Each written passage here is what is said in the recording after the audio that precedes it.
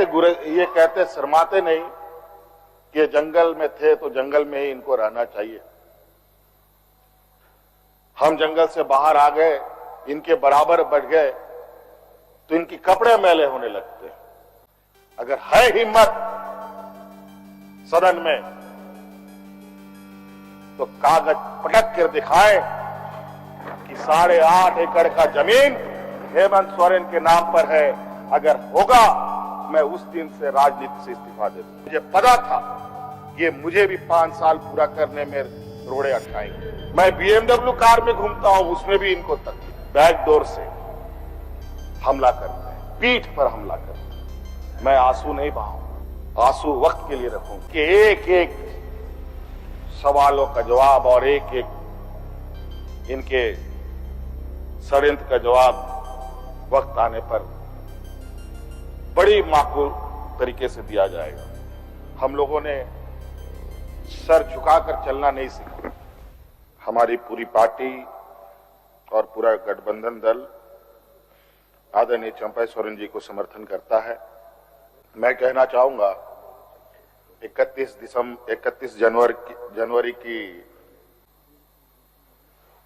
जो काली रात, काला अध्याय देश के लोकतंत्र में नए तरीके से जुड़ा है। 31 तारीख रात को देश में पहली बार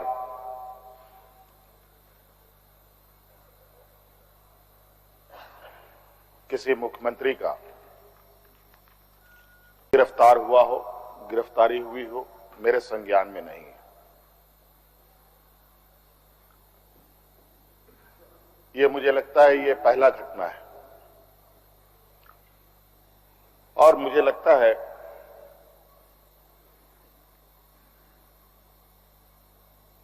इस घटना को अंजाम देने में कहीं ना कहीं राजभवन भी शामिल रहा है।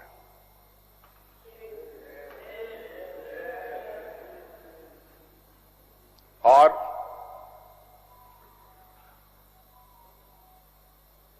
जिस तरीके से ये घटना घटित हुई है, मैं बहुत आश्चर्यचकित हूं।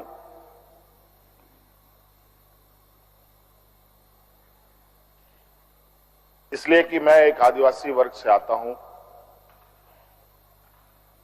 नियम, कायदे, कानून की जानकारी का थोड़ा अभाव रहता है। बौद्धिक क्षमताएं अभी हमारे विपक्ष के बराबर हम लोगों की नहीं है,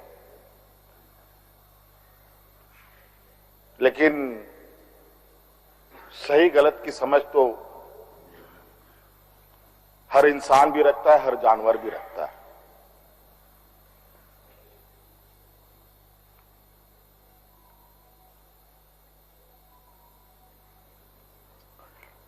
अध्यक्ष महोदय, बड़ी सुनियोजित तरीके से, बड़े लंबे समय से 2022 से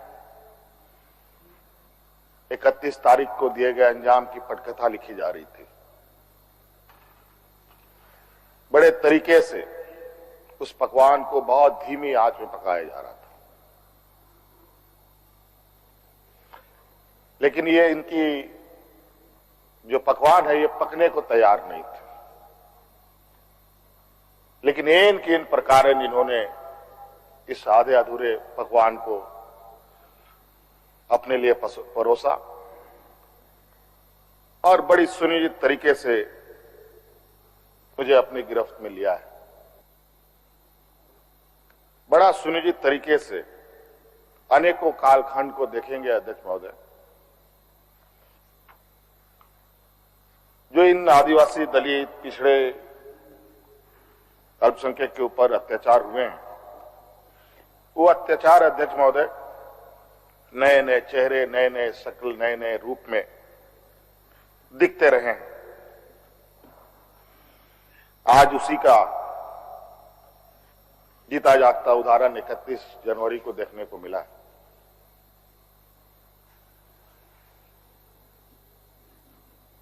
और आज कहीं ना कहीं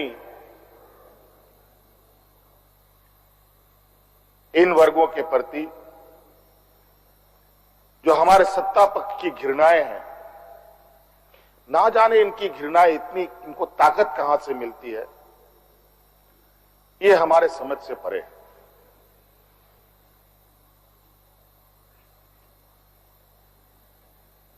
इतनी घृणा, इतना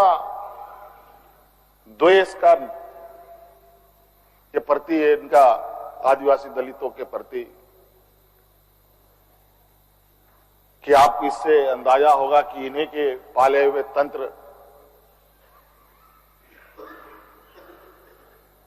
ये कहते शर्माते नहीं कि जंगल में थे तो जंगल में ही इनको रहना चाहिए।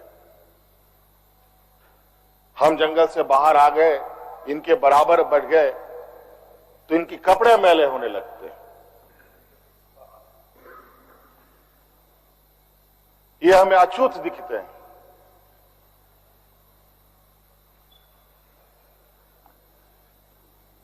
और इन्हीं विडंबना को तोड़ने के लिए हमने एक प्रयास किया था अध्यक्ष महोदय,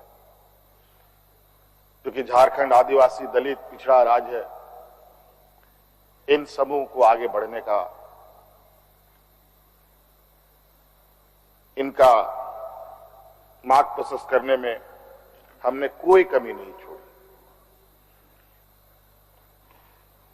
इनका बस चले तो हम अभी भी जंगल में जाकर के वही 50-100 साल पुरानी जिंदगी में जिए।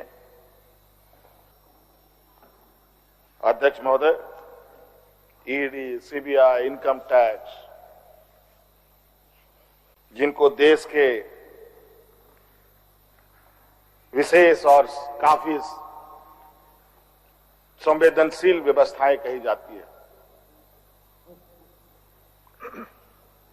जहां करोड़ों रुपया, 12 लाख 14 लाख करोड़ रुपया डकार कर इनके सहयोगी विदेश में जाके बैठे हैं, उनका एक बाल बांका करने का औकात इनके पास नहीं है। इनके पास औकात है देश के आदिवासी, दलित, पिछड़े के ऊपर, और बेगुनाह लोगों पर, और उसमें भी गुनाह किया हो तब की बात तो अलग है, बेगुनाहों पर अत्याचार कर। आज मुझे किस लिए अरेस्ट किया गया अध्यक्ष महोदय? 8.5 एकड़ जमीन के घोटाले पर। अगर है हिम्मत सदन में तो कागज पटक कर दिखाए कि 8.5 एकड़ का जमीन हेमंत सोरेन के नाम पर है। अगर होगा मैं उस दिन से राजनीति से इस्तीफा दे दूंगा। अध्यक्ष महोदय, जब राजनीतिक रूप से ये नहीं सकते हैं तो ऐसे ही बैकडोर से हमला करते हैं, पीठ पर हमला करते हैं। अध्यक्ष महोदय, मैं आंसू नहीं बहाऊं, आंसू वक्त के लिए रखूंगा। आप लोगों के लिए आंसू का कोई मतलब नहीं। आदिवासी दलितों का, पिछड़ों का, आदिवासी के आंसुओं का कोई मोल नहीं। वक्त आने पर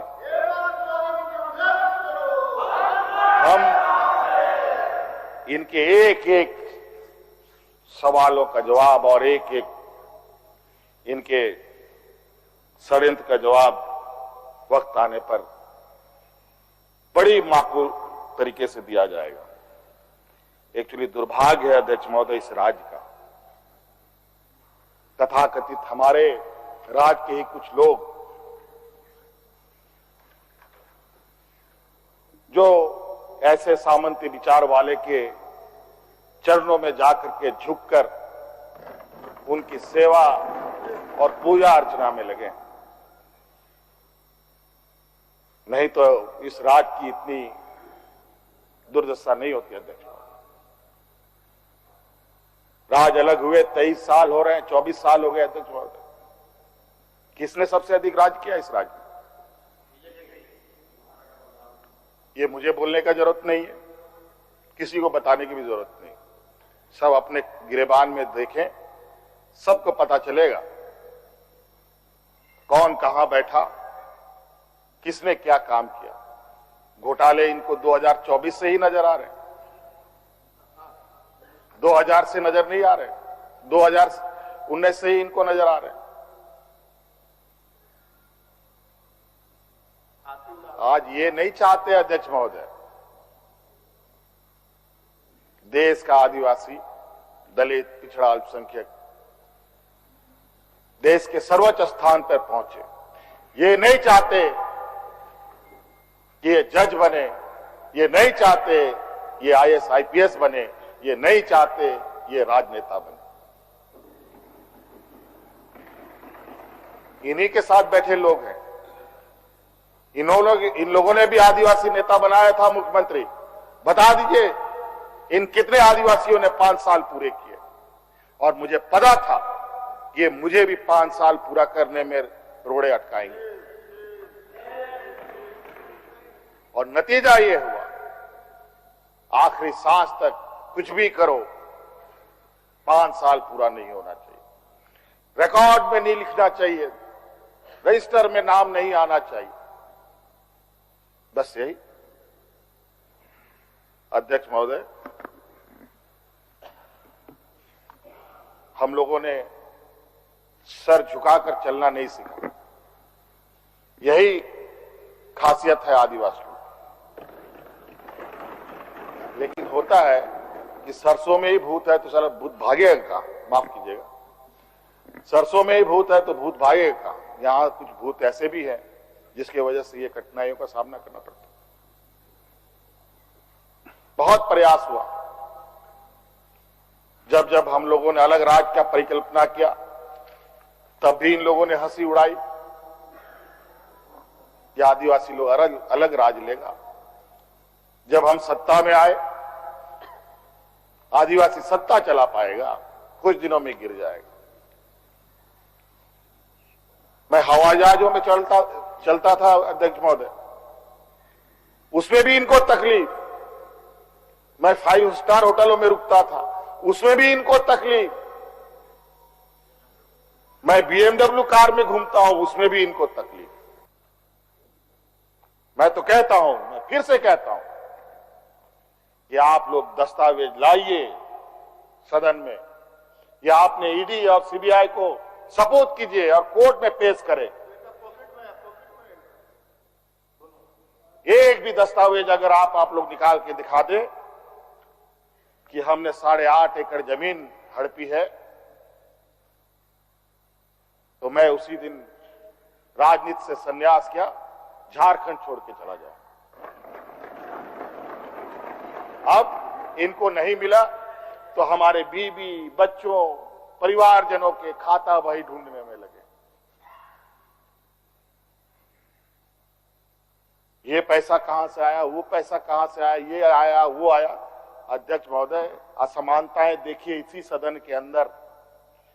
जो सरकार के द्वारा उपलब्ध कराए जा रहे ऋण, जो यहाँ के आदिवासी विधायकों को कितने वर्षों के लिए मिलता है और गैर आदिवासियों को कितने सालों के लिए मिलता है।